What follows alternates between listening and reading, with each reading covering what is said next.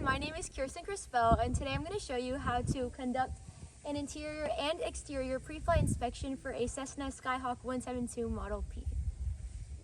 In today's video, we are going to be using this Cessna 172P pre-flight inspection checklist, starting interior in the cabin, moving out to the exterior, the empennage, then the right wing, the cowling and nose, and lastly the left wing. Today we are going to start our inspection inside the plane in the cabin, and before you fly you have to make sure that you have these mandatory documents with you. An easy way to remember these documents is by the acronym AERO, which stands for A for Airworthiness Certificate, R for Registration Certificate, O is for the operating manual, and then W is for the weight and balance. And these expire every 36 calendar months, so make sure that they are up to date. After you've made sure that all these documents are present, it's time to remove the control lock. Like so. And then you can just store it right here in these side pockets. And the control lock protects the flight controls from fluttering during high winds when it's on the ground. Now make sure that the magnetos are in the off position and that the avionics are all off. After you've made sure that those are off, come over and turn on the master switch. And fully extend the flaps.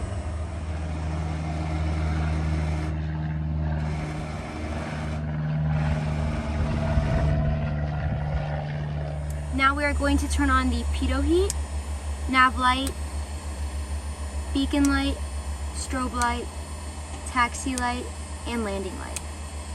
Now we are going to come out to the exterior of the plane and we're going to do a full circle, starting with the left side, looking to make sure that the lights are working. Starting with the left side strobe light, make sure that the flaps are uniformly down, the landing light is working and on. Making our way to the right side, make sure that the green strobe light is on. And coming back to the tail of the plane, the beacon is on and working, and the tail navigation light.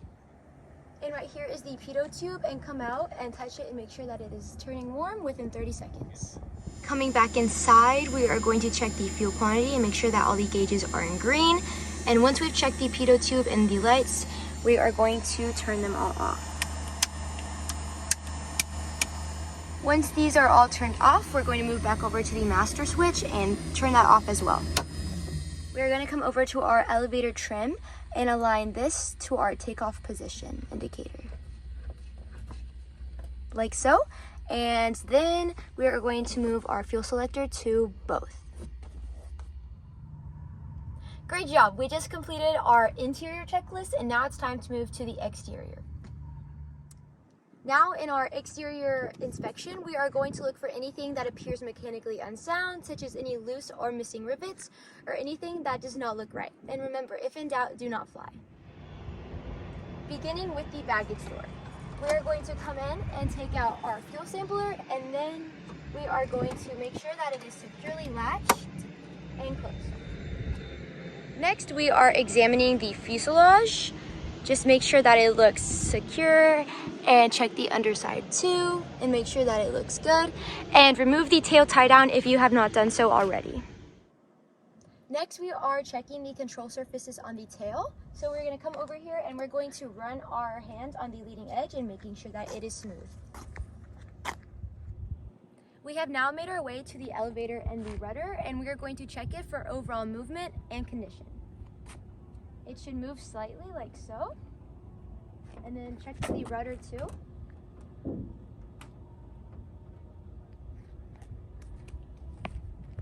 You stopped, right? And now checking our trim tab for overall security and condition. We are going to ensure that our antennas on the tail are also in good condition. Now moving on to the right side of the fuselage, we are going to check the horizontal stabilizer and the vertical stabilizer from this side and make sure that it is overall good condition. We are now on the right wing on the right flap, and we are going to just make sure that it is sturdy, and we are coming in here and making sure that these are secured. This isn't too loose or too tight, and just making sure that it looks good and secured in good condition.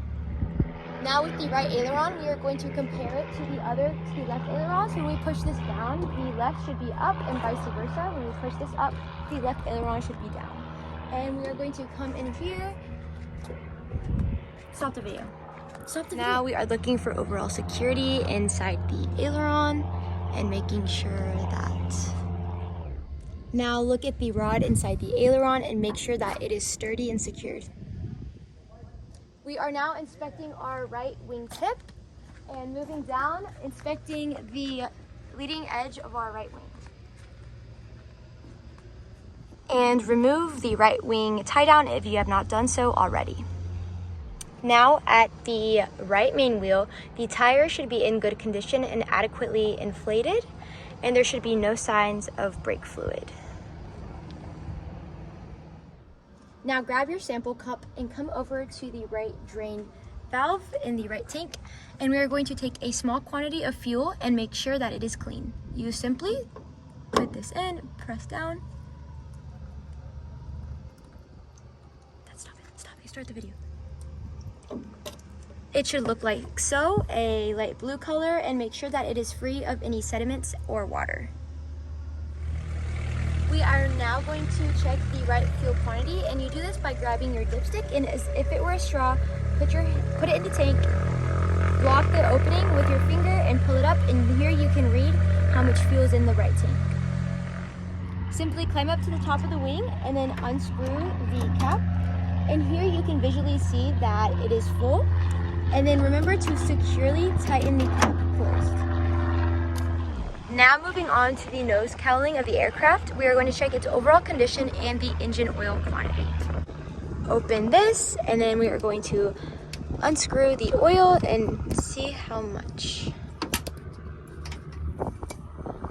Here we can see that it is 5 quarts full, which is good, so you're going to stick it back in there and tighten it, but not too tight.